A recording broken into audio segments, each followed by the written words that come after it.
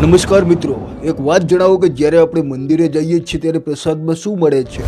તમારા મગજમાં તરત આવશે કે બુંદીના લાડુ, મોહનથાળ, પેંડા, નારિયેળ કે પછી સાકર પતાસા. મિત્રો બરાબર ને?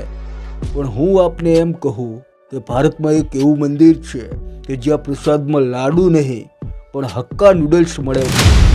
તો કે જ્યાં ભોગમાં પેંડા નહીં પણ મંચુરિયન્સ અને ફ્રાઈડ રાઈસ ધરાવાય છે. તો મિત્રો આપને થશે કે ભાઈ હવારમાં શું ગપ્પા મારો છો, આ કોઈ હોટલની વાત છે કે પછી મંદિરની? પણ મિત્રો આ વાત 100% સાચી છે.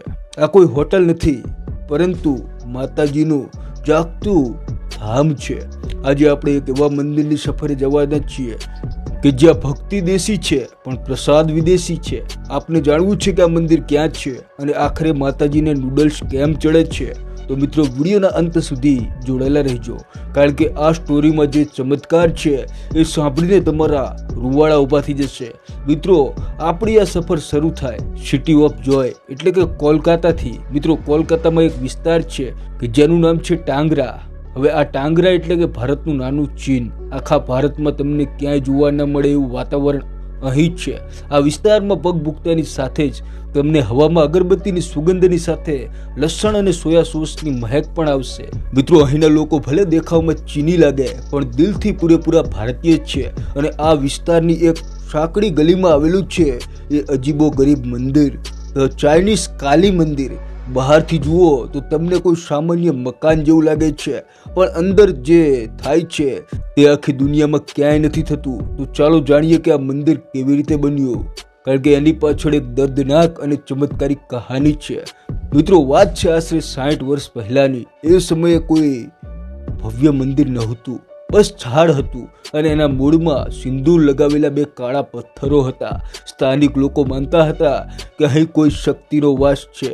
બન્યું એવું કે આ વિસ્તારમાં રહેતા એક ચીની દંપતીનો 10 વર્ષનો દીકરો અચાનક ખૂબ જ બીમાર પડ્યો. ડોક્ટરોની દવા ચાલી, વૈદ્યોના ઉપચાર થયા પણ બાળકની તબિયત બગડતી જ ગઈ. એક સમય એવો આવ્યો કે મોટા ડોક્ટરોએ પણ હાથ ઊંચા કરી દીધા અને કહી દીધું કે હવે ભગવાનને પ્રાર્થના કરો, અમારું કામ પૂરું થયું. મિત્રો વિચારો કે એક મા બાપ પર શું વીતતી હશે. જ્યારે વિજ્ઞાન હારી જાય છે ત્યારે માણસ શ્રદ્ધાનો સહારો લે છે. અને એ ચીની દંપતી રડતા રડતા પેલા ઝાડની નીચે આવ્યું. તેમને પેલા સિંદૂરવાળા પથ્થરો આગળ માથું ટેકવ્યું અને માનતા માની તેઓ રાત દિવસ ત્યાં બેસી રહ્યા, માતાજીની સામે આંસુ સારતા રહ્યા. અને પછી જે થયું એને તમે વિજ્ઞાન કહો કે ચમત્કાર. જે છોકરાના બચવાની કોઈ સંભાવના નહોતી, આશા નહોતી, એ ધીરે ધીરે સાજો થવા લાગ્યો. થોડા જ દિવસોમાં તે રમતો થઈ ગયો. આ ઘટનાએ આખા ચાઇના ટાઉનને હચમચાવી દીધું.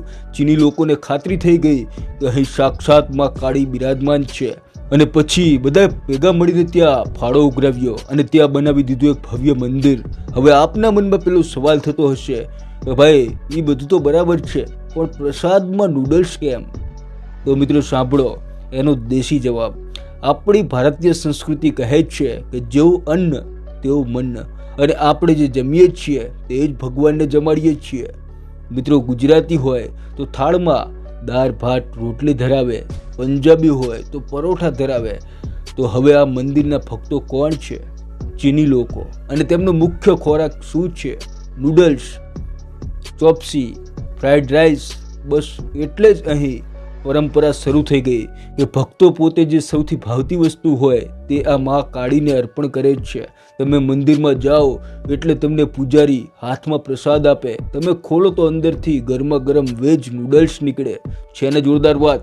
મિત્રો વિચારો કે જો આપણે ત્યાં આવું હોય તો નાના છોકરાઓ રોજ મંદિરે જવા તૈયાર થઈ જાય. આ મંદિરની બીજી એક ખાસિયત છે કે જે તમારું દિલ જીતી લેશે.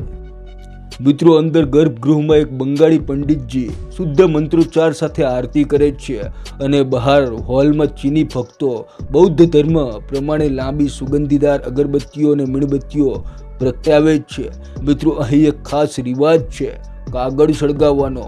ચીની લોકો માને છે મિત્રો કે હાથથી બનેલા ખાસ કાગળો સળગાવવાથી દુષ્ટ આત્માઓ એટલે કે નેગેટિવ એનર્જી દૂર ભાગી જાય છે.